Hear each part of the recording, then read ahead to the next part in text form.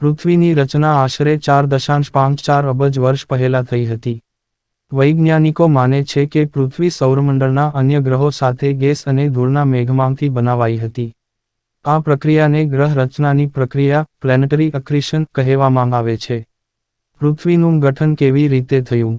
પૃથ્વી અને અન્ય ગ્રહો સૌરમંડળની રચનાના સમયમાં એક વિશાળ ગેસ અને ધૂળના વલય નેબ્યુલ માંથી ઉદ્ભવ્યા હતા.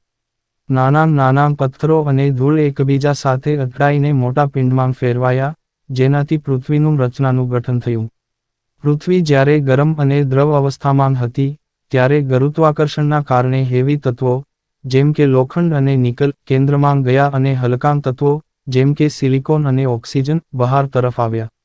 આ કારણે પૃથ્વીના મુખ્ય સ્તરો, ભૂકર્ષ, મેન્ટલ અને કોર વિકસ્યા. પૃથ્વી પર જીવન ક્યારે શરૂ થયું? જળની હાજરી પૃથ્વી પર આશરે 4.3 અબજ વર્ષ પહેલાં થઈ હશે, અને 3.5 અબજ વર્ષ પહેલાં પ્રથમ જીવાણુઓ, બેક્ટેરિયા ઉદ્ભવ્યા હતા. ધીરે ધીરે ફોટોસિન્થેસિસથી ઓક્સિજન વધવા લાગ્યો, અને 700 થી 800 મિલિયન વર્ષ પહેલાં જટિલ જીવસૃષ્ટિ વિકસવા લાગી. પૃથ્વી એકમાત્ર એવો ગ્રહ છે જ્યાં પાણી ત્રણેય અવસ્થામાં, થોતું, પ્રવાહી, વાયુ, મળે છે.